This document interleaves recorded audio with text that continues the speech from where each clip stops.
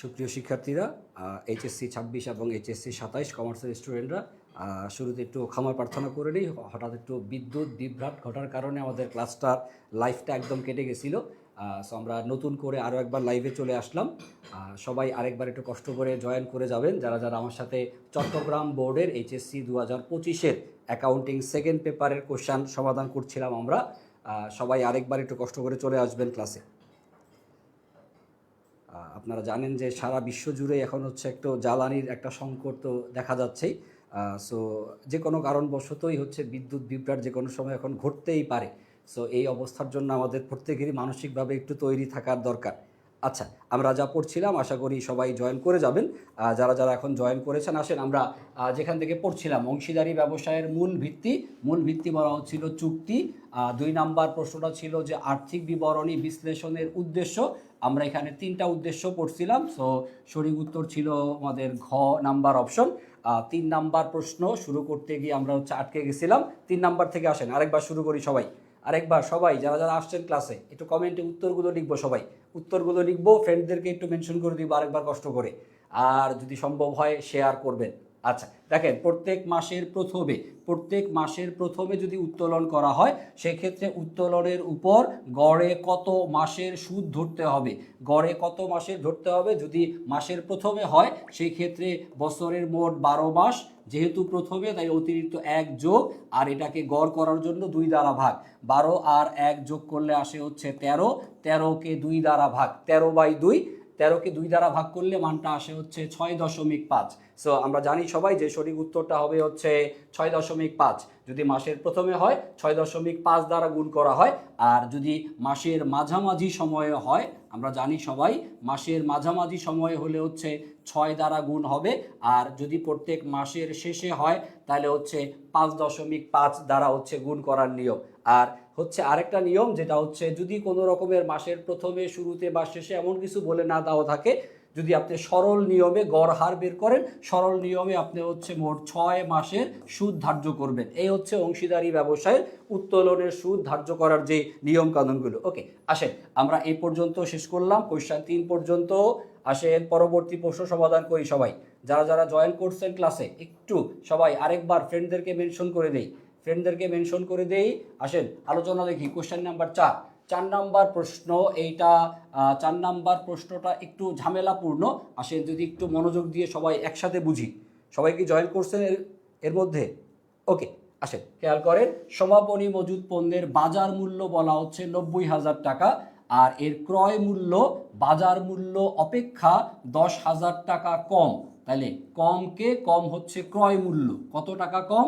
10,000 টাকা কম। কিসের অপেক্ষায়? বাজার মূল্যের অপেক্ষায়। তাহলে আমরা সমাপনী মজুদ পণ্য নির্ণয় করার ক্ষেত্রে সম্পত্তির যেটা হচ্ছে বাজার মূল্য বলা আছে, বাজার মূল্য থেকে আমরা হচ্ছে যত টাকা কম সেই কমটা বাদ দিয়ে আমরা ক্রয় মূল্য এইটাতে সম্পত্তিটাকে দেখাবো। কত টাকা দেখালাম? 80,000 টাকায়। সমাপনী মজুদ পণ্যের ক্ষেত্রে নিয়ম হচ্ছে ক্রয় মূল্য বাজার মূল্যের মধ্যে যেটা কম হবে সেই কমটাকে লিপিবদ্ধ করা। তাহলে কম অর্থাৎ 80,000 টাকা লিপিবদ্ধ হবে। এখানে আরও একটু সমন্বয় দেওয়া আছে। প্যাচটা হচ্ছে যে এই সমাপনী মজুদ পণ্যের মধ্যে 5,000 টাকার অব্যবহৃত মণিহারি এইটাও অন্তর্ভুক্ত আছে। তাহলে এই অব্যবহৃত মণিহারি এটা তো সমাপনী মজুদে থাকা উচিত না, এটা সমাপনী মজুদ থেকে বাদ চলে যাওয়ার নিয়ম। আসেন এটাকে আমরা বাদ দিয়ে দেই। তাহলে এই অব্যবহৃত মণিহারিকে যদি বাদ দেই 5,000 টাকা, সমাপনী মজুদের মূল্য হবে হচ্ছে 75,000 টাকা। তাহলে আর্থিক অবস্থার বিবরণীতে আমরা সমাপনী মজুদের মূল্য দেখাবো কত টাকা? 75,000। ঘ নাম্বার অপশনটা হচ্ছে উত্তর। সবাই একটু কমেন্টে উত্তর লিখবেন যদি বোঝা হয়ে থাকে। 90,000, 10,000 টাকা কম বিয়োগ করে 80,000, 80 থেকে 5,000 টাকার অব্যবহৃত মণিহারি বাদ দিয়ে হচ্ছে 75,000 টাকায় দেখাবো সমাপনী মজুদ পণ্যকে। ক্রয় মূল্য বাজার মূল্যের মধ্যে যেটা কম সেই কমটাকে দেখানোর নিয়ম রক্ষণশীলতার সীমাবদ্ধতা অনুযায়ী। তারপরে আসে কোশ্চেন নাম্বার 5 দেখি। 5 নাম্বার প্রশ্নে নিচের কোনটি অস্পর্শনীয় সম্পদ? অস্পর্শনীয় সম্পদ মানে যে সম্পদগুলোকে স্পর্শ করা যায় না কিন্তু যার অস্তিত্ব আছে, যার বাজার মূল্য আছে, সেগুলোকে অস্পর্শনীয় সম্পদ বলে। যেমন অপশনগুলো যদি আমরা দেখি, প্রাপ্য নোট এটা একটা চলতি সম্পত্তি, বিলম্বিত বিজ্ঞাপন এটাকে আমরা কাল্পনিক সম্পত্তি হিসেবে বা অসমন্বিত ব্যয় হিসেবে চিন্তা করি বিলম্বিত বিজ্ঞাপনকে। প্রাথমিক খরচ এইটাও আর একটা অসমন্বিত ব্যয় বা কাল্পনিক সম্পত্তি। তাহলে অস্পর্শনীয় সম্পদের উদাহরণ হবে হচ্ছে সুনাম। সঠিক উত্তর হবে হচ্ছে সুনাম। দেখেন বুঝতে পারছি কিনা। এবং এর পাশাপাশি আপনারা যে কাজটা করবেন, এই যে দেখবেন আমি যে নোট আপনাদেরকে এই যে নোটটা দিয়ে পড়াচ্ছি, এই জায়গাতে খেয়াল করলে দেখবেন যে কিছু কিছু প্রশ্নের নিচে এই সবুজ কালার দিয়ে কিছু স্পেশাল নোট বা ট্রিক্স বা কিছু এক্সট্রা ইনফরমেশন দেওয়া থাকবে। সেইগুলো যদি আপনি একটু ভালো মতো পড়ে ফেলেন, তাহলে এই রিলেটেড যে কোনো প্রশ্ন আপনি সলভ করতে পারবেন।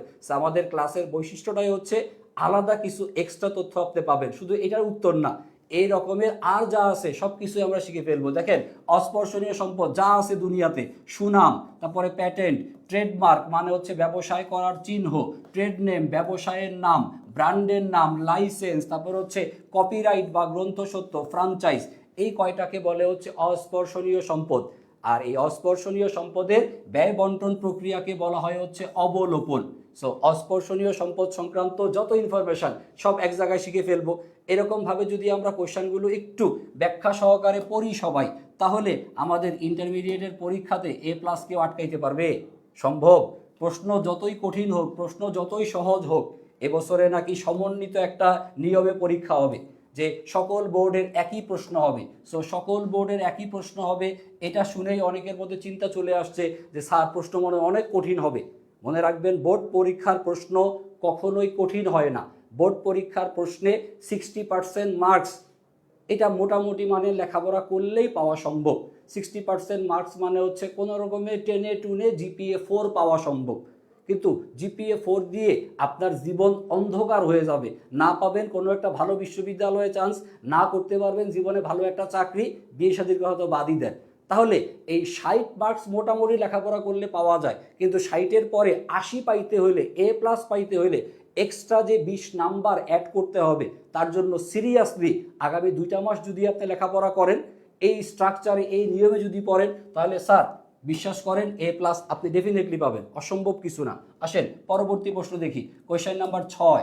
এটা হচ্ছে উৎপাদনকারী ব্যবসায় থেকে উৎপাদন ব্যবসায় রূপান্তর ব্যয়ের উপাদান জিজ্ঞাসা করা হয়েছে। রূপান্তর ব্যয়ের মধ্যে প্রত্যক্ষ শ্রম বা প্রত্যক্ষ মজুরি আসে, কারখানা উপরি ব্যয় আসবে, কাঁচামাল আসবে না। তাহলে 1 এবং 2 হচ্ছে উত্তর, অপশন নাম্বার ক। ওকে, পরবর্তী প্রশ্ন নাম্বার 7। চলতি অনুপাত এর আদর্শ মান, চলতি অনুপাতের আদর্শ মান হচ্ছে 2:1। 2:1 হবে হচ্ছে চলতি অনুপাতের আদর্শ মান।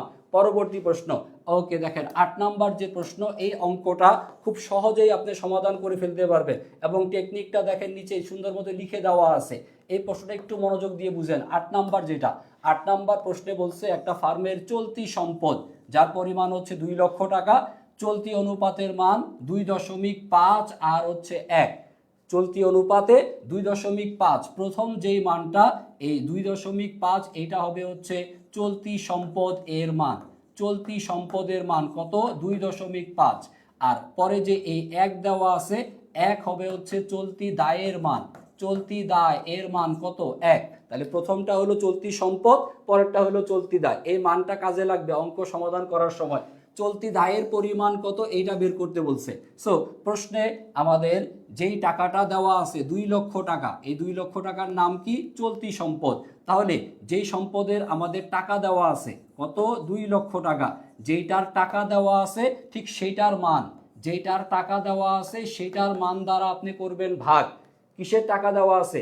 চলতি সম্পদের টাকা দেওয়া আছে। তাহলে চলতি সম্পদের টাকা লেখেন, চলতি সম্পদের মান দ্বারা ভাগ করেন। চলতি সম্পদ যার সাথে যার মিল আছে তাকে দিয়ে তাকে ভাগ করে দিতে হবে। চলতি সম্পদ 2 লক্ষ, চলতি সম্পদের মান 2.5 দ্বারা আপনি করবেন ভাগ, কাজ শেষ। তারপর যা নির্ণয় করতে বলা হয়েছে, কি নির্ণয় করব প্রশ্নে? চলতি দায়ের পরিমাণ বের করতে চাই। তাহলে যেটার মান বের করব, যেটা উত্তর হবে, সেটার যেই মান, সেই মানটা দ্বারা আপনি করবেন গুণ। কিসের টাকা বের করবেন? চলতি দায়ের টাকা বের করবেন। চলতি দায়ের টাকা বের করতে হলে চলতি দায়ের যে অনুপাতের মান সেই মান দ্বারা আপনি গুণ করবেন। চলতি দায়ের মান কত? 1, সো 1 দ্বারা গুণ। এই ক্যালকুলেশনটা ক্যালকুলেটারে করলে, যদি ক্যালকুলেটারে করেন, তাহলে আপনার উত্তর আসতে সর্বোচ্চ আপনার 5 সেকেন্ড সময় লাগবে। আমরা যেটা পড়তেছি এটা হচ্ছে চট্টগ্রাম বোর্ডের প্রশ্ন। চট্টগ্রাম বোর্ডের প্রশ্ন পড়তেছি আমরা। সবাই একটু ক্যালকুলেটরে করেন এবং দেখেন এইটা বুঝতে পারছেন কিনা, সিস্টেমটা বুঝতে পারছেন কিনা এবং কমেন্টে আমাকে উত্তর লিখে জানান কত আসে। 2 লক্ষকে জাস্ট 2.5 দ্বারা ভাগ করলে মান আসবে 80,000 টাকা হবে হচ্ছে উত্তর। 80,000 টাকা কিসের পরিমাণ? 80,000 টাকা হবে চলতি দায়। টেকনিক বোঝা গেছে?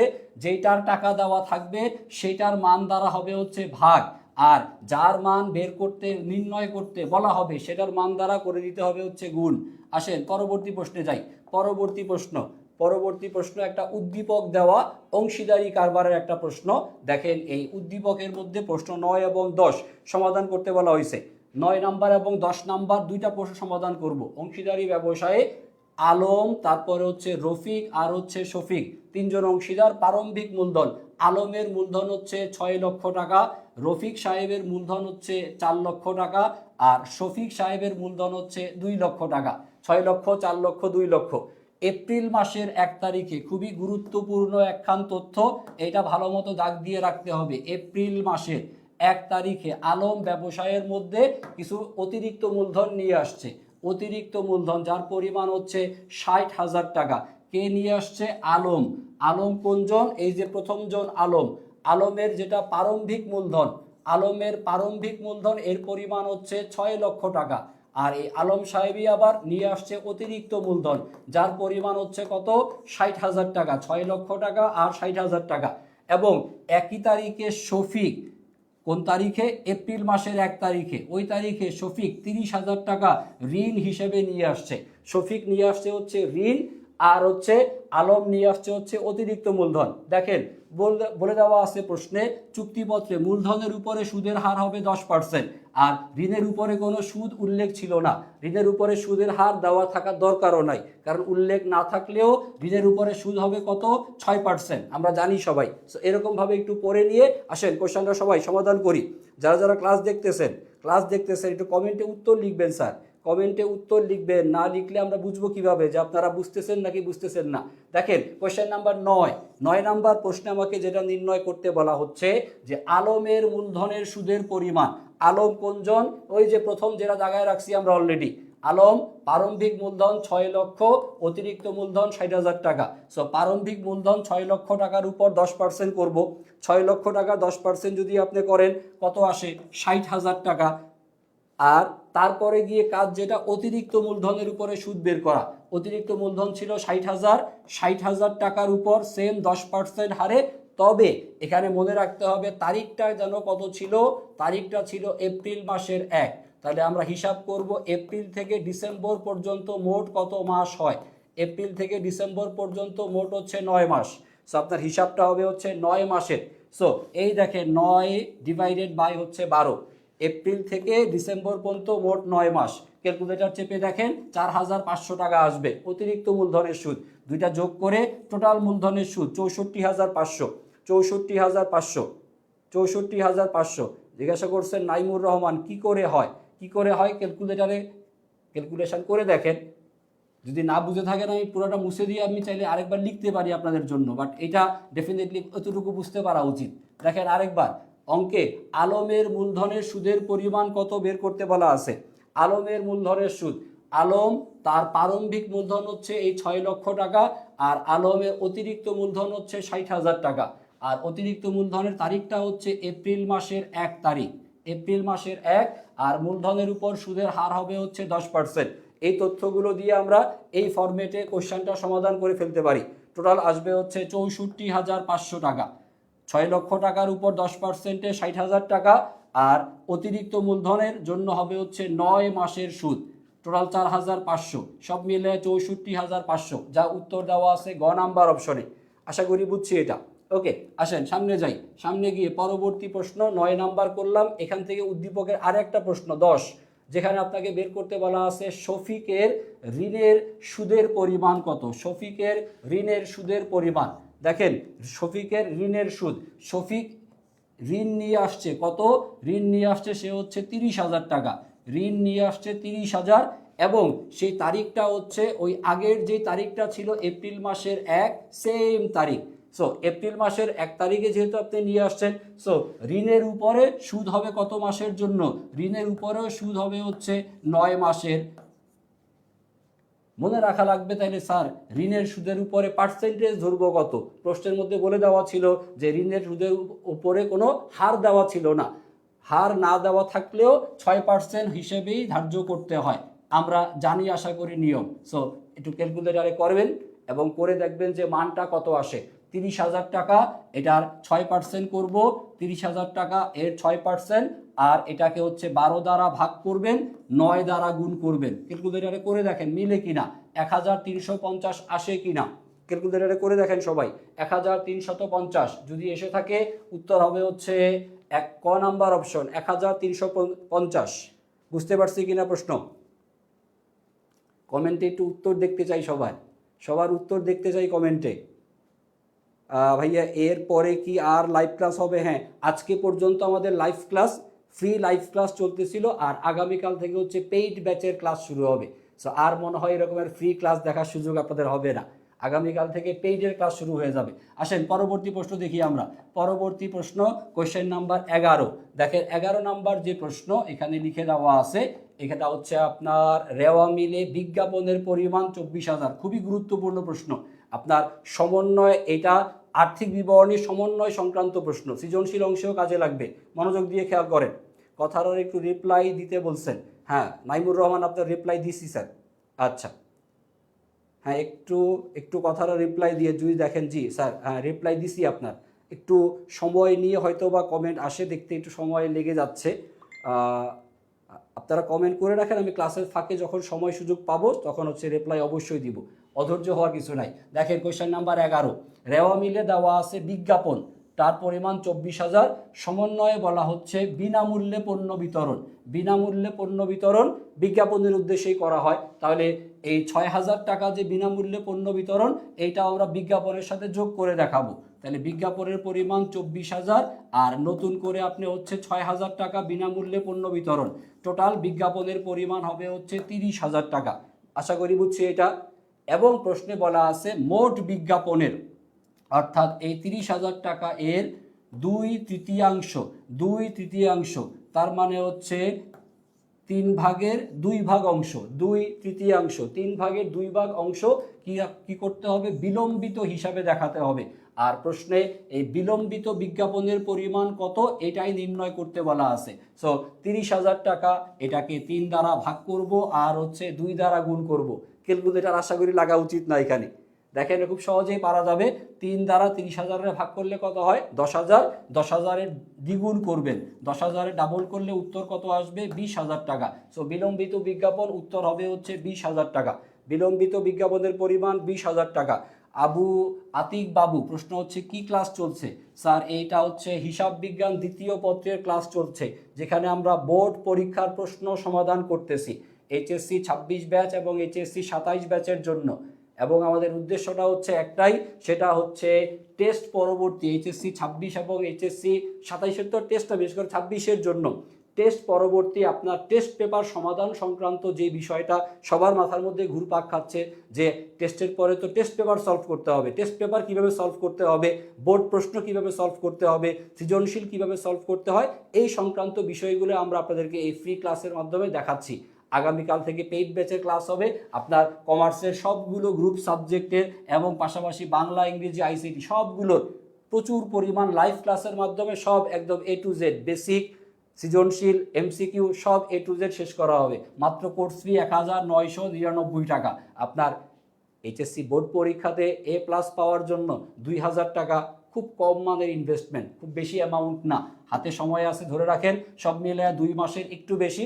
আর এই 2 মাসের একটু বেশি সময়ে একটা পূর্ণাঙ্গ প্রস্তুতির জন্য আপনি অবশ্যই আই এডুকেশনের সাথে জয়েন করতে পারেন। এবং এই সুযোগটা সায়েন্স, আর্টস, কমার্স সবার জন্যই প্রযোজ্য, সবার জন্য এরকমের ব্যাচ আছে আমাদের। বাট আমরা এখানে আজকে কমার্সের ক্লাসগুলো নিয়ে হচ্ছে মূলত বেশি আলোচনা করছি। অ্যাকাউন্টিং যেহেতু অ্যাকাউন্টিং ক্লাসে তো একটু কমার্সের বিষয়গুলো নিয়েই বেশি আলোচনা হবে। এখানে আর্টসওয়ালারা যারা আসবেন তারা শুধু তথ্য জেনে রাখেন, এরকমভাবে আর্টসের সাবজেক্টগুলো বা সায়েন্সের সাবজেক্টগুলো সলভ করা হবে। আশা করি ক্লিয়ার করতে পারছি সবাইকে। দেখেন প্রশ্ন নাম্বার 12, 11 পর্যন্ত অলরেডি করা শেষ আমাদের। প্রশ্ন নাম্বার 12, কোম্পানির মূলধনের ক্ষুদ্র অংশ এটাকে কি বলে? ক্ষুদ্র অংশকে বলবে হচ্ছে শেয়ার। মনে রাখতে হবে, নোট খেয়াল করবেন, ক্ষুদ্র অংশগুলো যদি সমান হয় তাহলে হচ্ছে সেটাকে শেয়ার বলবেন, আর ক্ষুদ্র অংশগুলো যদি অসমান হয়, এক একটা এক এক ধরনের হয়, কোনোটা 10 টাকা, কোনোটা 20 টাকা, কোনোটা 50 টাকা, এরকমের অসমান মূল্য হলে সেটাকে বলবে হচ্ছে স্টক। পরীক্ষাতে প্রায়ই আসে কোনটা শেয়ার আর কোনটা স্টক। তো শেয়ার হতে হলে মূল্যগুলো সব সেম, প্রত্যেকটার মূল্য 100 টাকা, সো এটা শেয়ার। অসমান ধরলাম কোনোটা 20, কোনোটা 50, কোনোটা 100 এরকমের, বা কোনোটা 500 টাকা, এরকমের ভিন্ন ভিন্ন অ্যামাউন্টের হলে সেটাকে স্টক বলা হবে। কোয়েশ্চেন নাম্বার 13-তে যাই। 13 নাম্বার প্রশ্ন, ফাইনাল রিভিশন কোর্স কিনছেন। যে ফাইনাল রিভিশন কোর্সে অলরেডি সবগুলো ক্লাস প্রত্যেকটা সাবজেক্টে তো অলরেডি শেষ হয়ে গেছে। সো ফাইনাল রিভিশন কোর্সের সাথে টেস্ট পেপার সলিউশন ব্যাচের জন্য একটু ডিসকাউন্টের ব্যবস্থা আছে। আর এটা জানার জন্য একটু কষ্ট করে আইএডুকেশন পেজে মেসেজ দেন যে স্যার আমি আপনাদের এই ব্যাচে ছিলাম। সো এই ব্যাচে যারা আছেন তাদের জন্য কোর্স ফি কিন্তু ওই 1999, মানে 2000 টাকা না, একটু কম আছে। কতটুকু কম? পেজে মেসেজ দিয়ে জেনে নেন। আচ্ছা আসেন কোয়েশ্চেন নাম্বার 13 দেখি। কোম্পানির যৌথ মূলধনী কোম্পানির অর্থ সংগ্রহ করার উৎসগুলো কি কি? সাধারণ শেয়ার বিক্রয় হইতে পারে, ঋণপত্র হইতে পারে, অগ্রাধিকার শেয়ার হইতে পারে। তাহলে সঠিক উত্তর হবে হচ্ছে ঘ নাম্বার অপশন, শেয়ার বা ঋণপত্র ইস্যু করার মাধ্যমে যৌথ মূলধনী কোম্পানি তারা হচ্ছে কি করে? অর্থ সংগ্রহ করে। আসেন পরবর্তী প্রশ্ন দেখি, কোয়েশ্চেন নাম্বার 14। এটা আমাদের অংশীদারি ব্যবসায়ের একটা প্রশ্ন সম্ভবত। জি, রিফাত, সিফাত আর হচ্ছে কামাল, তিনজন, এই তিনজন অংশীদারি ব্যবসায়ের, তারা তিনজন হচ্ছে অংশীদার। বন্টনযোগ্য মুনাফা দেওয়া আছে 1,20,000। সবাই একটু মনোযোগ দিয়ে বুঝবেন প্রশ্নটা। 1,20,000 টাকা তিনজনের মধ্যে ভাগ করা লাগবে। তিনজনের মধ্যে ভাগের অনুপাত 2 ভাগের 1 ভাগ, 3 ভাগের 1 ভাগ, 6 ভাগের 1 ভাগ। এক একজনের এক এক অ্যামাউন্ট দেওয়া আছে প্রশ্নে। সিফাত তার মুনাফার পরিমাণ কত এটা নির্ণয় করতে বলা আছে। সো সিফাতের মুনাফা নির্ণয় করার জন্য ফাইন্ড আউট করেন সিফাতের অবস্থান কোথায়। সিফাতের অবস্থান হচ্ছে মাঝখানে। তাহলে এই যে 3টা মান দেওয়া আছে, এর মধ্যে মাঝখানের যেই মানটা অর্থাৎ 3 ভাগের 1, এই 3 ভাগের 1 ভাগ টাকা কার দাবিদার? এটা হচ্ছে সিফাত এই 3 ভাগের 1 অংশের দাবিদার। সো ক্যালকুলেটারে খুব সহজে আপনি সমাধান করবেন। এইরকম 1,20,000 টাকা যা বন্টনযোগ্য মুনাফা, এর 3 ভাগের 1 ভাগ করব, এটাকে 3 দ্বারা ভাগ করলে উত্তর পাবো আমরা 40,000 টাকা। আশা করি সবাই বুঝতে পারছি। যদি বুঝে থাকেন কমেন্টে উত্তর অবশ্যই লিখবেন। 14 নাম্বার প্রশ্ন, কত আসলো? 40,000 টাকা। কার মুনাফার পরিমাণ? সিফাতের মুনাফার পরিমাণ। পরবর্তী প্রশ্ন দেখেন নাম্বার 15, উৎপাদন ব্যয় হিসাবের উদ্দেশ্য ব্যয় নিয়ন্ত্রণ, এটা উদ্দেশ্য, ব্যয় নির্ণয় উদ্দেশ্য, বাট ব্যয়টাকে লিপিবদ্ধ করা এটা উদ্দেশ্যের মধ্যে আসবে না। তাহলে 1 নাম্বার আর হচ্ছে 2 নাম্বার, 1 এবং 2, সঠিক উত্তর হচ্ছে ক নাম্বার অপশন। এরকমের থিওরিগুলো আশা করি আপনারা পারেন, এগুলো মোটেও কঠিন কিছু না। ইন্টারমিডিয়েটে যদি A+ পাইতে চান আর এরকমের বোর্ড প্রশ্নগুলো যদি এখনও আপনি না পড়ে থাকেন, তাহলে স্যার পরীক্ষাতে প্রশ্ন কমন পাবেন কোন জায়গা থেকে? MCQতে খুব সহজে প্রশ্ন কমন পাওয়া সম্ভব, বাট অ্যাকাউন্টিংয়ে তো আর সৃজনশীলে আমরা প্রশ্ন কমন পাবো না। সৃজনশীলে আমরা নিয়ম আপনাদেরকে শিখাইতে পারবো, সমন্বয়গুলো দেখাতে পারবো, বাট পরীক্ষাতে যে টাকার অ্যামাউন্ট থাকবে সেটা তো সরাসরি কমন ফেলানো সম্ভব না। সো নিয়মগুলো তো আমরা শিখাতে পারবো, বাট MCQ ধরে ধরে যা আমরা সলভ করাচ্ছি ইনশাআল্লাহ এর মধ্য থেকেই পরীক্ষাতে পাবেন। খেয়াল করেন পরবর্তী প্রশ্ন, এটা হচ্ছে আমাদের কিসের প্রশ্ন? শেয়ার মূলধন, যৌথ মূলধনী কোম্পানির মূলধন, শেয়ার ইস্যু টপিকের প্রশ্ন। কোশ্চেন নাম্বার 16 এবং 17 বের করতে বলা আছে। সবাই একটু দ্রুত খেয়াল করেন প্রশ্নে। সাইমা লিমিটেড প্রতিটি হচ্ছে 10 টাকা মূল্যের 60,000 শেয়ার দ্বারা তারা নিবন্ধিত হয়েছে। প্রত্যেকটা শেয়ার 11 টাকা করে 50,000 শেয়ার তারা ইস্যু করছে এবং 40,000 শেয়ারের জন্য তারা আবেদন পাইছে। ইস্যুকৃত শেয়ার ছিল 50,000, কিন্তু ইস্যুর চাইতে আমরা আবেদন কিছু কম পাইছি। কত মোট আবেদন পাইছি? 40,000 আবেদন পাইছি। তাহলে 40,000 যেহেতু আবেদন কম পাওয়া গেছে, সো সবাই হচ্ছে কি শেয়ার পাবে। তাহলে টোটাল আমাদের শেয়ার আমরা বিলি করব কতটুকু? শেয়ার আমরা বিলি করব এই 40,000 শেয়ারই আমরা বিলি করব। প্রশ্নে বিলিখিত শেয়ার মূলধনের পরিমাণ বের করতে বলা আছে। বিলিখিত শেয়ারের পরিমাণ 40,000, আর এর প্রত্যেকটার মূল্য কত? 10 টাকা করে হচ্ছে আমাদের মূল্য। 10 টাকা করে গুণ, যখন আপনাকে মূলধনের পরিমাণ বের করতে বলবে তখন প্রত্যেকটা শেয়ারের যেটা লিখিত মূল্য সেটা দ্বারা গুণ করার নিয়ম, লিখিত মূল্য দ্বারা গুণ করতে হবে। 40,000 ইন্টু 10, তাহলে আমাদের টাকার পরিমাণ আসবে 4 লক্ষ টাকা। যখন আপনাকে মূলধনের পরিমাণ বের করতে বলবে তখন শেয়ারের লিখিত মূল্য ফেস ভ্যালু দ্বারা গুণ হবে। কোনটার সাথে গুণ হবে? Face value. অনেকের মনের মধ্যে প্রশ্ন, স্যার 11 টাকা দ্বারা কেন গুণ করলেন না? 11 টাকার মধ্যে 1 টাকা কিন্তু অধিহার, ওই অধিহারটা আলাদা করে আমরা মূলধনের নিচে শেয়ার অধিহার আলাদা করে দেখাবো, বাট মূলধন নির্ণয়ের ক্ষেত্রে লিখিত মূল্য দ্বারাই গুণ করা হবে। শেয়ার প্রতি মূল্য ফেস ভ্যালু বা লিখিত মূল্য দ্বারা গুণ। পরবর্তী প্রশ্ন, এই দেখেন, মোট শেয়ার অধিহারের পরিমাণ কত? অধিহারের পরিমাণ নির্ণয়ের জন্য অধিহারের হিসাবটা হবে এরকমভাবেই, টোটাল ইস্যুকৃত বা বিলিখিত শেয়ারের পরিমাণ 40,000, অধিহারের পরিমাণ কত? 10 টাকা হচ্ছে লিখিত মূল্য, বিক্রয় করছি কত? 11 টাকায়। তাহলে 11 টাকায় বিক্রয় করছেন, বাট লিখিত মূল্য 10। এই যে অতিরিক্ত 1 টাকা, এই অতিরিক্ত 1 টাকাই হচ্ছে আপনার শেয়ার অধিহার। আশা করি ক্লিয়ার। তো 40,000কে 1 দ্বারা গুণ করলে 40,000 টাকা উত্তর। বুঝছি সবাই? বুঝছি? ওকে ওকে। একজনের প্রশ্ন হচ্ছে, স্যার টেস্ট পেপার কোনটা বেস্ট? টেস্ট পেপারের মধ্যে আসলে বেস্ট বলতে কিছু নাই। টেস্ট পেপার হচ্ছে বিভিন্ন বোর্ড পরীক্ষার প্রশ্নের একটা সংকলন, আর এই সংকলনটা সমস্ত বইতে মোটামুটি একই রকমভাবেই দেওয়া থাকে। এখন কোন বইয়ের কভার সুন্দর সেটার উপরে নির্ভর করে আপনি চাইলে সেই বই কিনতে পারেন, যদি আপনার নিজস্ব কোনো পছন্দ না থাকে।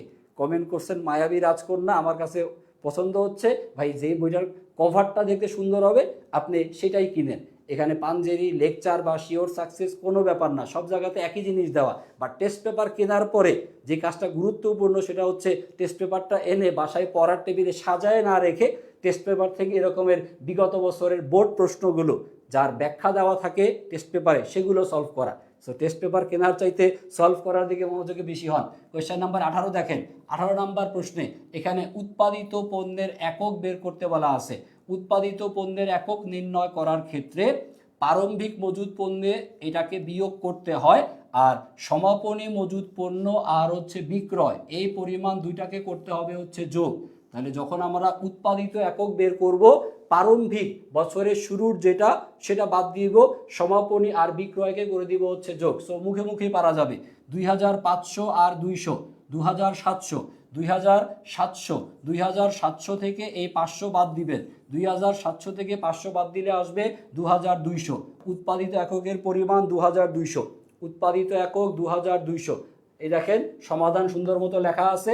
যারা যারা এই ক্লাস করতেছেন যারা যারা ক্লাস শেয়ার করছেন, অ্যাটলিস্ট ক্লাস যদি শেয়ার করে থাকেন, আমাদের এডুকেশনের স্টুডেন্ট না হলেও আপনারা হচ্ছে এই পিডিএফটা আমাদের ওয়েবসাইটে বা আমাদের হচ্ছে ফেসবুক পেজে মেসেঞ্জারে নক করে চাইলে ভাইয়ারা আপনাদেরকে শেয়ার করে দিবেন। সো যারা যারা আর আমাদের পেইড ব্যাচের যারা আছেন তারা অলরেডি তাদের গুগল ড্রাইভে এটা আপলোড করা আছে। সো আমি যেটা বলবো আপনাদেরকে, যে প্রশ্নগুলো আমার সাথে সমাধান করার পাশাপাশি পরবর্তীতে অবশ্যই আরও একবার এই প্রশ্নগুলো, এই যে ব্যাখ্যাগুলো বা নোটগুলো দেওয়া আছে, এটা ধরে ধরে নিজেরা একটু সলভ করবেন। আমরা ক্লাসের মধ্যে সর্বোচ্চ একবার আপনাদেরকে প্রশ্ন পড়াই দিচ্ছি, বাট আপনি 1 সপ্তাহ পরে গিয়ে যদি আবার রিভিশন না দেন তাহলে কিন্তু ভুলে যাবেন। দেখেন কোশ্চেন নাম্বার 19 নাম্বার, অনুপার্জিত আয়, খুবই গুরুত্বপূর্ণ প্রশ্ন। আপনার ঢাকা বিশ্ববিদ্যালয়ের ভর্তি পরীক্ষাতে এই প্রশ্ন আসে, অনুপার্জিত আয় কি নির্দেশ করে, যেটা আপনারা বোর্ড পরীক্ষাতেই শিখে যাচ্ছেন। অনুপার্জিত আয় হচ্ছে একটা চলতি দায় হিসাব, এটাকে চলতি দায় হিসেবে বিবেচনা করা হয়। পরবর্তী কোশ্চেন নাম্বার 20, অধিহারে যখন শেয়ার ইস্যু করা হয়, অধিহারে যদি আমরা শেয়ার ইস্যু করি, অধিহারে শেয়ার ইস্যু করলে আমাদের ব্যবসায়ে টাকা আসবে, সেটা একটা মূলধন জাতীয় প্রাপ্তি, আমাদের মূলধন জাতীয় প্রাপ্তির পরিমাণটা বাড়বে। অপশনে দেখবে 2 নম্বরে বলছে মুনাফা জাতীয় আয়। এই মুনাফা জাতীয় আয় শব্দটা হচ্ছে ভুল, কারণ এই শেয়ার অধিহার এটা প্রতিনিয়ত ঘটে না। শেয়ার অধিহার শুধু শেয়ার ইস্যু করার সময় ঘটবে, যেটা প্রতিনিয়ত ঘটে সেটাকে বলা হয় মুনাফা জাতীয়। আর যেহেতু অধিহারে শেয়ার ইস্যু মাঝে মধ্যে ঘটবে, তাই এটাকে বলা হবে মূলধন জাতীয় প্রাপ্তি, এবং এটা মালিকানার সত্যকে তো অবশ্যই বৃদ্ধি করবে। 1 এবং 3 হবে সঠিক উত্তর। ক্ষয়ের অ্যান্সার হবে হচ্ছে 1 নাম্বার এবং 3 নাম্বার। মনে রাখবেন সবাই, অধিহারে শেয়ার ইস্যু এটা হচ্ছে মূলধন জাতীয় প্রাপ্তি। তাহলে স্যার অবহারে শেয়ার ইস্যু এইটা কি, কেউ জানেন কি না? অবহারে শেয়ার ইস্যু, অবহারে শেয়ার ইস্যু এইটা কি? এইটা কি জানি কিনা সবাই? এইটা জানি কিনা? অবহারে শেয়ার ইস্যু এইটা কি হবে উত্তর?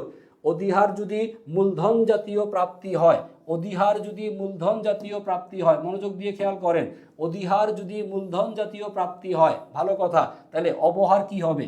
অবহার কি হবে লেখেন দেখি কমেন্টে, অবহার কি হবে? অবহার এটা কি হবে? অবহার, শেয়ার অবহার, আমরা জানি যে শেয়ার অবহারকে বলা হয় হচ্ছে একটা কাল্পনিক সম্পত্তি।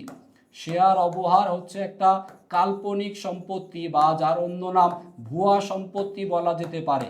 কাল্পনিক সম্পত্তি বা ভুয়া সম্পত্তি, যেটাকে আমরা আর্থিক অবস্থার বিবরণীতে অসমন্বিত ব্যয় হিসাবে দেখাই। অসমন্বিত ব্যয়, অসমন্বিত ব্যয় হিসাবে দেখানো হয়, কাল্পনিক ব্যয় হিসাবে, কাল্পনিক সম্পত্তি হিসেবে চিহ্নিত করা হয়। এই শেয়ার অবহারে যখন ইস্যু করা হবে, তখন এটাকে বলবো আমরা মূলধন জাতীয়। মনে রাখেন, তখন এইটাও হবে মূলধন জাতীয়, কিন্তু এইটা আয় না, এটা হবে হচ্ছে মূলধন জাতীয় ক্ষতি। মূলধন জাতীয় ক্ষতি বা লোকসান, মূলধন জাতীয় ক্ষতি বা লোকসান, মূলধন জাতীয় ক্ষতি বা লোকসান। একটু নোট করে রাখবেন সবাই, একটু নোট করে রাখবেন, নোট করে রাখবেন। আসেন সামনে যাই, সামনে গিয়ে পরবর্তী প্রশ্ন। অলরেডি 20টা আমাদের করা শেষ। দেখেন এইভাবে যদি পড়েন তাড়াতাড়ি পড়া হয়ে যাবে, তাড়াতাড়ি পড়া হয়ে যাবে। নিজে নিজে যখন পড়েন তখন যদি এই রকমের এই প্র্যাকটিসটা যদি ফলো করেন সবাই, আমরা ক্লাসের মধ্যে আপনাদেরকে পড়ানোর সিস্টেমটা এরকমভাবে দেখানোর চেষ্টা করতেছি যে এই যে আমি না হয় 1 ঘন্টার একটা লাইভ ক্লাস দিলাম, এরপরে আপনি পড়বেন কিভাবে সবাই, জাস্ট গদ বাঁধা প্রশ্ন এবং উত্তর না পড়ে এরকম একটু ব্যাখ্যা দিয়ে পড়ার চেষ্টা করব সবাই। দেখেন পরবর্তী question number 21, private limited company সর্বনিম্ন সদস্য, সর্বনিম্ন হবে হচ্ছে 2 জন। প্রাইভেট লিমিটেড কোম্পানির ক্ষেত্রে সর্বনিম্ন সদস্য 2 জন। আরও মনে রাখতে পারি আমরা এর সাথে অংশীদারি ব্যবসায়, অংশীদারি ব্যবসায়, অংশীদারি ব্যবসায়ের সদস্য সংখ্যা কত স্যার? অংশীদারি ব্যবসায়ের জন্য সর্বনিম্ন সদস্য সংখ্যা ওই একই জিনিস, অংশীদারি ব্যবসায় সর্বনিম্ন হবে হচ্ছে 2 জন। আর অংশীদারি ব্যবসায়ের ক্ষেত্রে সর্বোচ্চ, সর্বোচ্চ সদস্য হবে কতজন? 20 জন হবে হচ্ছে অংশীদারি ব্যবসায়ের ক্ষেত্রে। আর যদি পাবলিক লিমিটেড কোম্পানি হইতো, public limited company, public limited company যদি হইতো, তখন উত্তরটা হইতো হচ্ছে 7, উত্তরটা হতো হচ্ছে 7। পরবর্তী প্রশ্ন, কোশ্চেন নাম্বার 22, চলতি দায়ের অন্তর্ভুক্ত। চলতি দায়ের মধ্যে কি কি আসবে? চলতি দায়ের মধ্যে ব্যাংক ওভারড্রাফট মানে হচ্ছে ব্যাংক জমাতিরিক্ত, ওভারড্রাফট মানে হচ্ছে জমার অতিরিক্ত উত্তোলন, এটা চলতি দায়। অনুপার্জিত আয়, এটাও চলতি দায়। অদাবিকৃত লভ্যাংশ, শেয়ার হোল্ডারদেরকে লভ্যাংশ দেওয়ার কথা, প্রস্তাবিত লভ্যাংশ বা ঘোষণাকৃত লভ্যাংশ, বাট এই লভ্যাংশের যে অংশটুকু শেয়ার হোল্ডাররা এখনো দাবি পেশ করে নাই, সেটাকে বলা হয় হচ্ছে অদাবিকৃত লভ্যাংশ, যার অন্য নাম নির্দাবী লভ্যাংশ। এটাও দেওয়া থাকতে পারে প্রশ্নে, নির্দাবী লভ্যাংশ, নির্দাবী লভ্যাংশ, অথবা এর আরও নাম থাকতে পারে।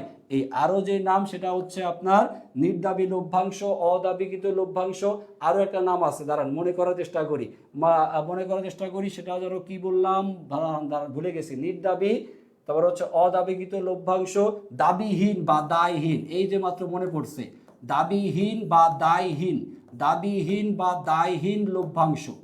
মোটামুটি এই নাম কয়টাই পরীক্ষার মধ্যে দেওয়া থাকে।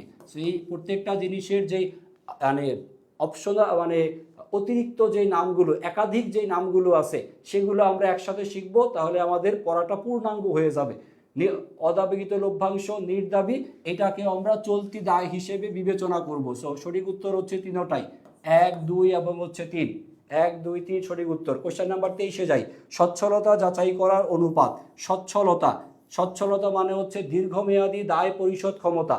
সচ্ছলতা যাচাই করা হয় দীর্ঘমেয়াদী দায় পরিশোধ ক্ষমতা, যার উত্তর হবে হচ্ছে দায় মালিকানা অনুপাত, দায় মালিকানা অনুপাত। ওকে, জামিরুল ইসলাম, রনি, তারেক, আরও হচ্ছে অনেকে উত্তর দিচ্ছেন। আমি স্যার আপনাদের নাম পড়তে পারতেছি না, দয়া করে রাগ করেন না, কারণ আমার অভ্যাসটা এইরকম, কারণ ক্লাসের মধ্যে আসছি জাস্ট আমার কাজ হলো পড়ানো, এবং আপনারা হচ্ছে কাজ হচ্ছে প্রশ্নগুলো নিজ দায়িত্বে বুঝে বুঝে সমাধান করে কমেন্টে লেখা। অনেকের অভ্যাস আছে যে স্যার কমেন্টে আমার নামটা বলে নাই, রাগ করে ফেলে। দয়া করে রাগ করবেন না, আমি সবার জন্যই পড়াচ্ছি, সো স্পেসিফিক কারো নাম না বলে জাস্ট যত বেশি পড়াবো তত আপনাদের জন্যই বেশি ভালো হবে, সময়টা একটু বেশি পাবেন আপনারা। কোশ্চেন দেখেন 24-25 নাম্বার প্রশ্ন, মাল খতিয়ান মজুদ পণ্যের হিসাব রক্ষণ থেকে আসা প্রশ্ন। এখানে প্রারম্ভিক মজুদ দেওয়া আছে 6 টাকা দরে 200, চলতি মাসে 10 টাকা করে আপনি 500 একক ক্রয় করছেন, আর বিক্রয় করছেন কত 12 টাকা করে। বিক্রয় মূল্য দরকার নাই, এককটা দরকার। 600 একক পণ্য আপনি বিক্রয় করছেন, তাহলে আমাদের প্রারম্ভিক মজুদে ছিল 200 আর চলতি মাসে ক্রয় করছি কত আমরা 500, তাহলে 200 এবং 500 টোটাল হচ্ছে 700 একক।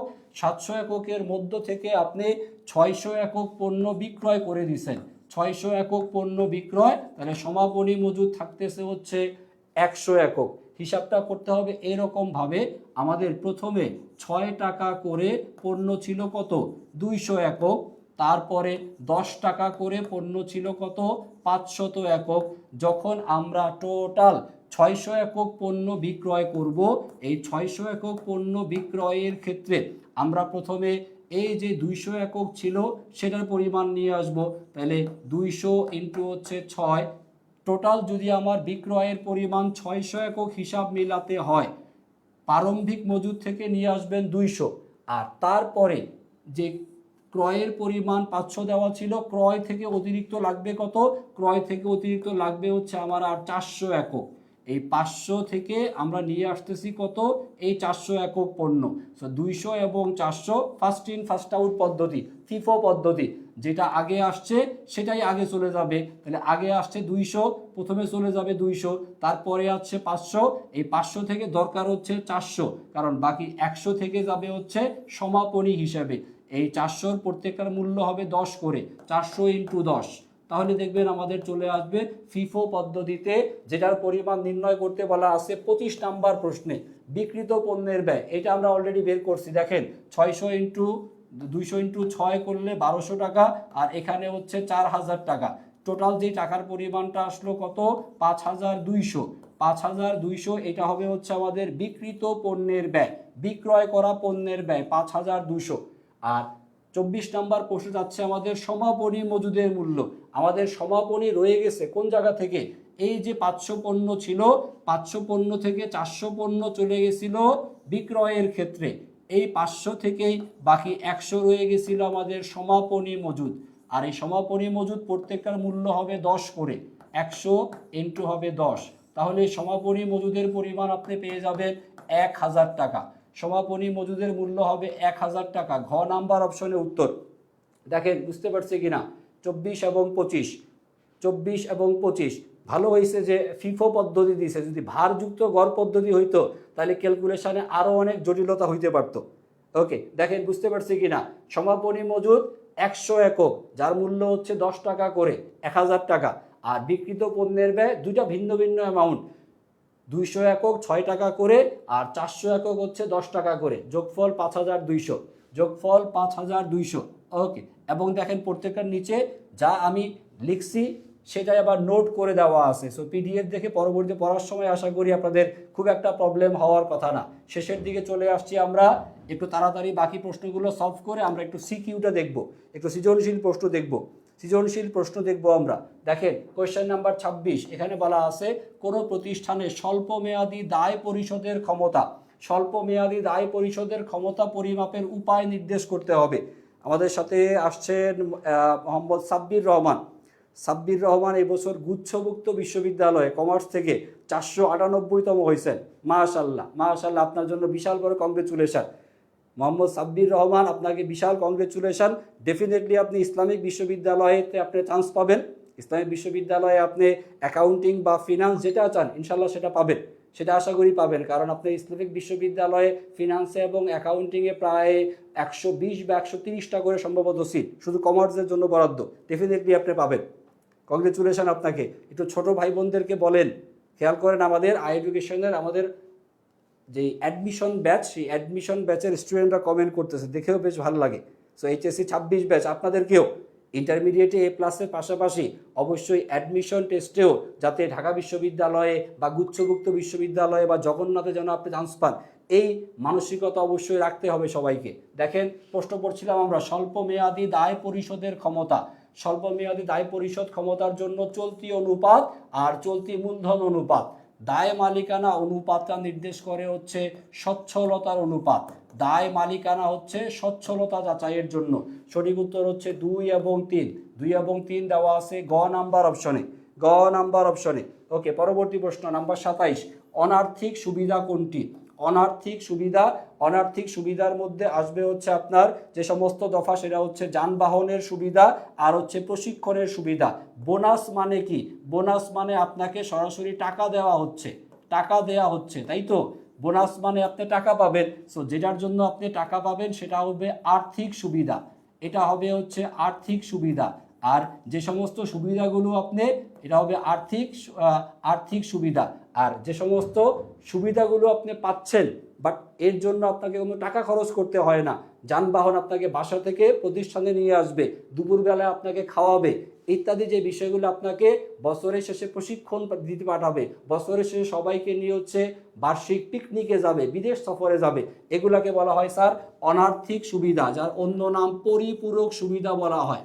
অনার্থিক সুবিধা যার অন্য নাম হবে পরিপূরক সুবিধা। নামগুলো মনে রাখবেন অবশ্যই, অনার্থিক সুবিধা বা পরিপূরক সুবিধা বলা হয়। আসেন লাস্ট দুইটা প্রশ্ন, লাস্ট তিনটা, 27 পর্যন্ত আমাদের অলরেডি হয়ে গেছে। 28 নাম্বার প্রশ্ন, মজুদ পণ্য মূল্যায়নের বিজ্ঞানসম্মত পদ্ধতি। মজুদ পণ্য মূল্যায়নের ক্ষেত্রে বিজ্ঞানসম্মত পদ্ধতি যেটা হবে, একটা হচ্ছে ফিফো পদ্ধতি আর একটা হচ্ছে ভারযুক্ত গড় পদ্ধতি। 2 নাম্বার এবং 3, 2 এবং 3 এই দুইটা হচ্ছে বিজ্ঞানসম্মত পদ্ধতি। আর যেটা হচ্ছে লিফো পদ্ধতি, last in first out, LIFO পদ্ধতি এটা কিন্তু বর্তমানে নিষিদ্ধ। লিফো পদ্ধতি হচ্ছে নিষিদ্ধ। ইন্টারন্যাশনাল অ্যাকাউন্টিং স্ট্যান্ডার্ড যে মান, সেটার 2 নাম্বার ধারাতে বলে দেওয়া আছে, IAS ইন্টারন্যাশনাল অ্যাকাউন্টিং স্ট্যান্ডার্ডের নিয়ম অনুযায়ী লিফো পদ্ধতি এটা বর্তমানে নিষিদ্ধ। সো দুইটা পদ্ধতি কার্যকর, ফিফো পদ্ধতি আর হচ্ছে ভারযুক্ত গড়। গ নাম্বার অপশন যাই। পরবর্তী কোশ্চেন নাম্বার 29, মালিক শ্রমিকদের পক্ষে যে সকল ব্যয় বহন করে তার মূল্যকে কি বলে? তার মূল্যকে বলে হচ্ছে পরিপূরক সুবিধা, যেটার অন্য নাম আমরা একটু আগেই পড়লাম অনার্থিক সুবিধা। অনার্থিক সুবিধা বা পরিপূরক সুবিধা, অনার্থিক বা পরিপূরক সুবিধা, যানবাহন সুবিধা, ভ্রমণের ব্যবস্থা, তারপর হচ্ছে প্রশিক্ষণের ব্যবস্থা, নাস্তার ব্যবস্থা, এগুলোকে পরিপূরক সুবিধা বলা হয়ে থাকে। আসেন পরবর্তী লাস্ট একটা প্রশ্ন যেই টপিক থেকে আসা উচিত সেই টপিকটার নাম হচ্ছে, সেই টপিকটার নামের আগে HSC 27 ব্যাচের যদি কেউ থাকেন তারা চাইলে মিশন A+ ব্যাচে চাইলে আপনারা এনরোল করতে পারেন। সর্বশেষ যে প্রশ্ন আমরা দেখব সেটা হচ্ছে কোশ্চেন নাম্বার 30। 30 নাম্বার প্রশ্ন, এটা আমাদের বেতন মজুরি এই টপিক থেকে আসা। বেতন মজুরি, এখানে আপনাকে নির্ণয় করতে বলছে কিসের পরিমাণ? সাপ্তাহিক কর্তনের পরিমাণ, কত টাকা আপনার কাছ থেকে কেটে রাখা হবে, কর্তনের পরিমাণ নির্ণয় করব। এখানে সে 48 ঘন্টা সে কাজ করতেছে, মজুরি পায় হচ্ছে 20 টাকা করে। তাহলে 48 ঘন্টা যদি সে কাজ করে 20 টাকা করে মজুরি, তার সাপ্তাহিক মজুরি হচ্ছে 960। এই 960 টাকার মধ্যে সে বাড়ি ভাড়া যেটা পাবে সেটা আমাদের দরকার নাই, দরকার হচ্ছে কর্তন। কল্যাণ তহবিলে 10% আর গ্রুপ বিমায় হচ্ছে 5%, এই দুইটা হচ্ছে কর্তন করা হবে, কর্তন করব। সো 960 টাকা যা আসে আমাদের সাপ্তাহিক মজুরি, এর 10%-এ 96 টাকা কর্তন, এর 5%-এ 48 টাকা কর্তন। তাহলে আমাদের টোটাল কর্তনের পরিমাণ হচ্ছে 96 এবং 48। 96 হচ্ছে কল্যাণ তহবিল বাবদ আর 48 হচ্ছে গ্রুপ বিমা বাবদ, দুইটা যোগ করে 144 টাকা মোট কর্তন। মোট কর্তন যা বাদ দেওয়া হবে, মোট কর্তন এর পরিমাণ হবে 144। মোট কর্তন 144 টাকা। বুঝতে পারছি কিনা?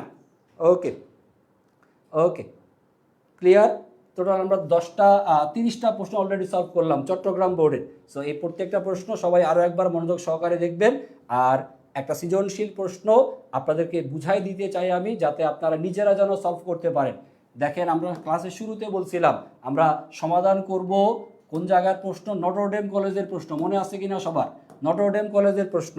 তারপরে দেখেন বলছিলাম নটরডেম কলেজের এনডিসি নটরডেম কলেজ, বলছিলাম ভিকারুননিসার কোশ্চেন সলভ করবো, ভিকারুননিসার প্রশ্ন, বলছিলাম বোর্ড পরীক্ষার কোশ্চেন সলভ করবো, যশোর বোর্ডের যেটা প্রশ্ন নাম্বার 2 সেটা ভিকারুননিসার এবছরের টেস্ট পরীক্ষার কোশ্চেন নাম্বার হচ্ছে 1, নটরডেম কলেজে এটা হচ্ছে কোশ্চেন নাম্বার 2।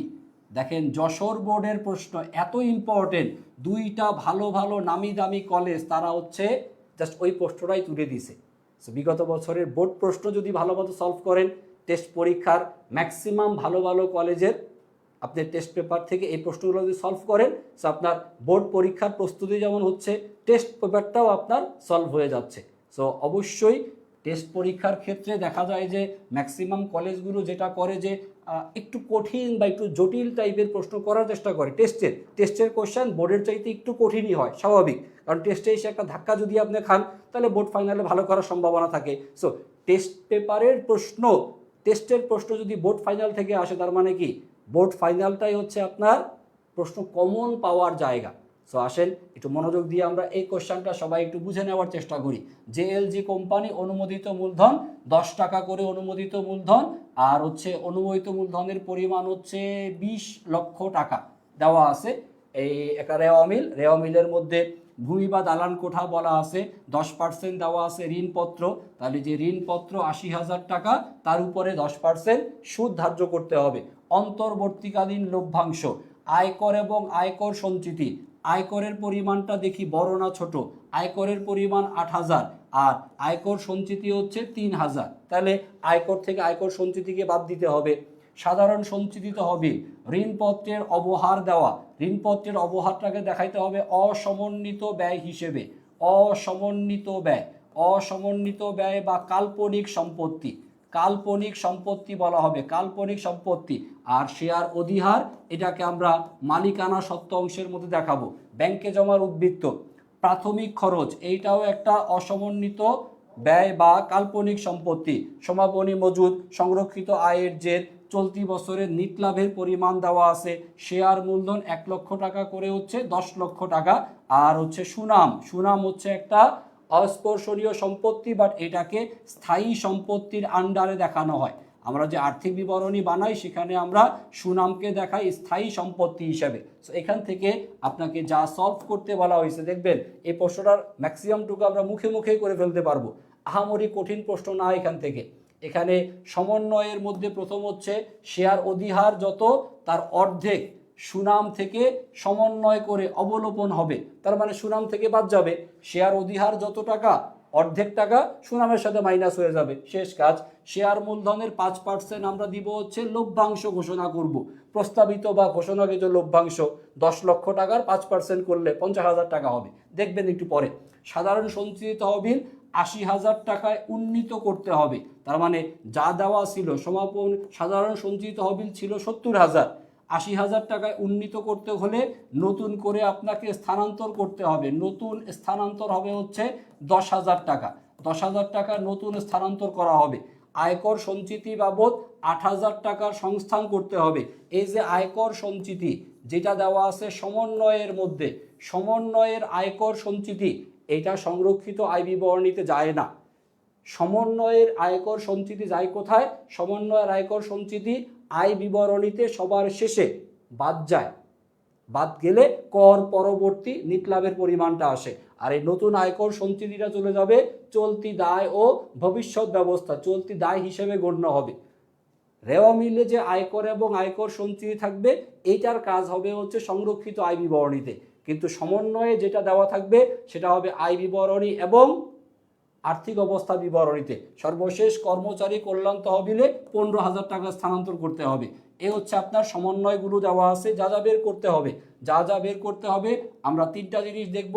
সর্বোচ্চ আমাদের 3 মিনিট সময় লাগবে, কারণ আমাদের খাতা কলমে কিছুই করতে হবে না, টোটাল সমাধানটা আমাদের দেওয়া আছে, শুধু আপনারা চোখ বুলাবেন। ক্লাস শেষে পিডিএফ দেখে নিজে খাতার মধ্যে করবেন, বুঝার সুবিধার্থে আমি করে রাখছি, জাস্ট বুঝে নেন ভালো মতো। দেখেন আমাদেরকে বের করতে বলছে কিসের পরিমাণ? অলিক সম্পত্তি, ক নাম্বারে অলিক সম্পত্তি 2টা, ঋণপত্রের অবহার আর হচ্ছে প্রাথমিক খরচ। অলিক সম্পত্তির অন্য নাম কাল্পনিক বা ভুয়া সম্পত্তিও বলা হয়। কাল্পনিক বা ভুয়া সম্পত্তি, জাস্ট দুইটা অ্যামাউন্ট লিখে যোগ করলেই অঙ্ক শেষ। সো 2 নাম্বার পাওয়ার জন্য এর চাইতে সহজ প্রশ্ন আর হতে পারে না। দেখেন পরবর্তী প্রশ্ন যেটা করব সেটা হচ্ছে সংরক্ষিত আয় বিবরণী। এই জায়গাতে অনেকের একটু প্রবলেম হয়তো বা আছে, বাট যদি প্র্যাকটিস করতে পারেন অ্যাটলিস্ট এই কোশ্চেনটা ভালো মতো বুঝে, ম্যাক্সিমামটুকু এই জায়গাতে দেওয়া আছে। সংরক্ষিত আয় বিবরণীতে যে সমস্ত সমন্বয়গুলো থাকে বা একটু কঠিন প্রশ্ন যেটা হতে পারে সেটা এই অঙ্কটা যদি আপনি সলভ করেন বুঝে তাইলে এনাফ।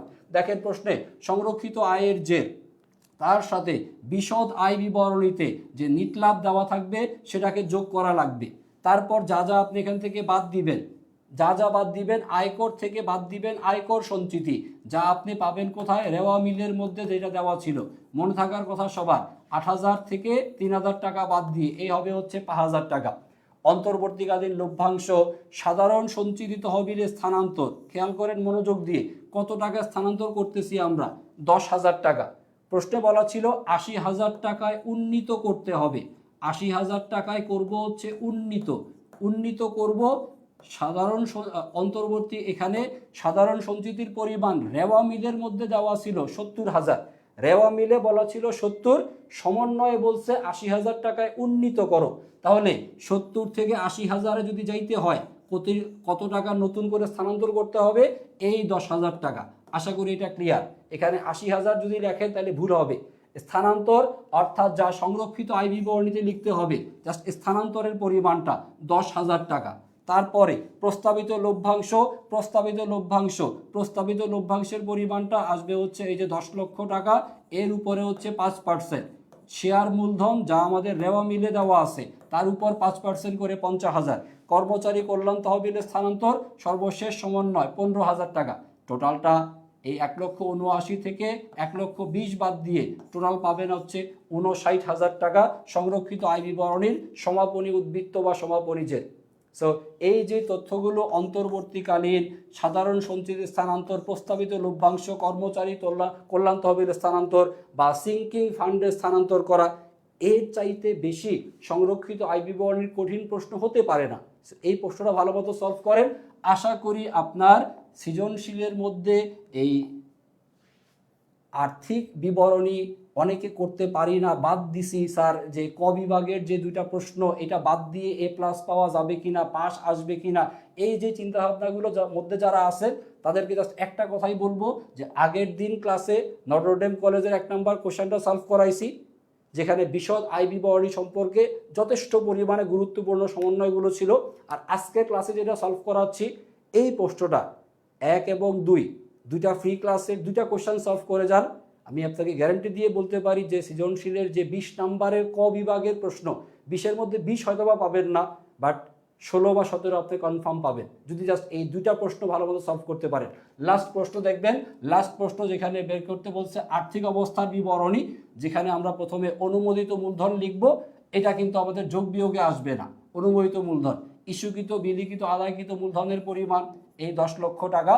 আর সঞ্চিতি ও উদ্বৃত্ত অংশে সাধারণ সঞ্চিতির পরিমাণ 70, নতুন স্থানান্তর হচ্ছে 10, তাহলে টোটালি 80,000 টাকায় উন্নীত করা হলো।